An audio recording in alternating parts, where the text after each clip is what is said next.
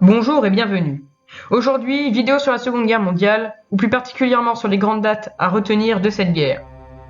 Il y en a 17. Je vais vous indiquer en fin de vidéo un moyen amusant de les apprendre si vous avez du mal. Tout d'abord, la première date essentielle, c'est celle du 1er septembre 1939, qui correspond à l'invasion allemande de la Pologne. L'armée allemande franchit la frontière polonaise sur ordre de Hitler.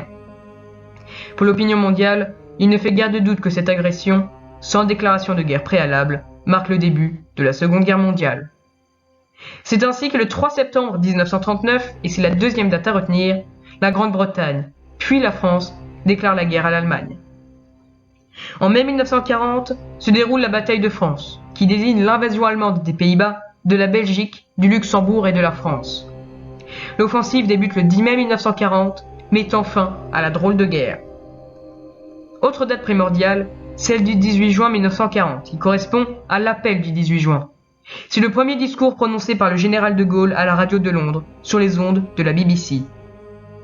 Ce texte est un appel à tous les militaires, ingénieurs ou ouvriers français spécialistes de l'armement qui se trouvent en territoire britannique, à se mettre en rapport avec lui pour continuer le combat contre l'Allemagne. En juin 1941, Hitler lance l'opération Barbarossa, c'est-à-dire l'invasion de l'URSS. Les Allemands avancent vite, mais la résistance russe s'organise. Je vais approfondir ce sujet dans quelques instants avec une autre date. Nouvelle date essentielle, celle du 7 décembre 1941. Elle correspond à l'attaque de Pearl Harbor. C'est une attaque surprise japonaise contre une base navale américaine.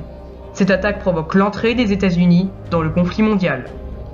En juin 1942, la bataille de Midway éclate. Elle oppose les Japonais aux Américains. Elle se déroula dans les premiers jours de juin 1942, au large des îles Midway, lors de la guerre du Pacifique. La bataille fut livrée alors que le Japon avait atteint, 6 mois après son entrée en guerre déclenchée, je le rappelle, par l'attaque de Pearl Harbor, l'ensemble de ses objectifs de conquête.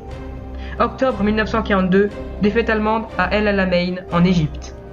Le 8 novembre 1942, les troupes anglaises et américaines débarquent en Afrique du Nord, sous le commandement du général américain Dwight Eisenhower.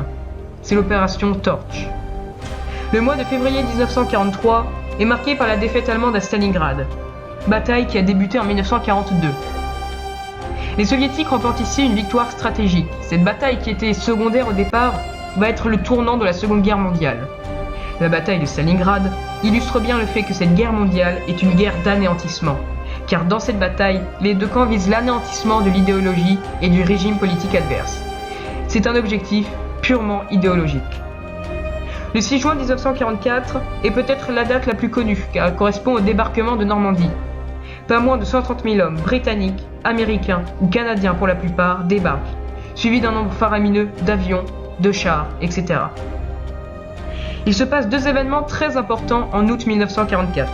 Tout d'abord, la libération de Paris. Elle a eu lieu du 19 au 25 août 1944, marquant ainsi la fin de la bataille de Paris.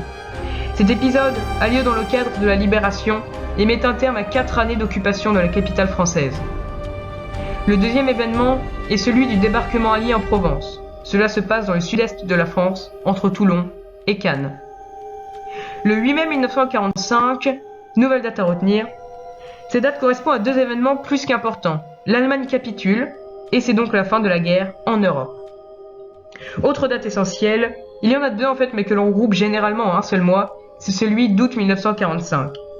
Les bombardements atomiques d'Hiroshima et de Nagasaki. Ultime bombardement stratégique américain au Japon, ces bombardements ont lieu les 6 et 9 août 1945 sur les villes d'Hiroshima et donc de Nagasaki. Ces bombardements vont faire un nombre astronomique de victimes.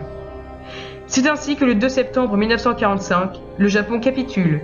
C'est donc la fin de la Seconde Guerre mondiale. Voilà, donc les 17 dates sont énoncées, je vais maintenant les résumer en faisant un petit sommaire.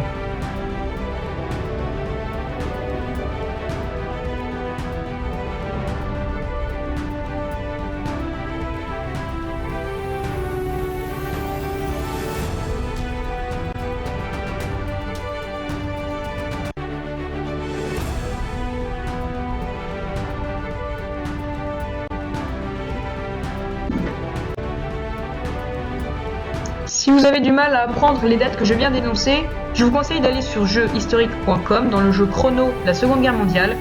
C'est totalement gratuit et ça vous permet d'apprendre les dates de façon amusante.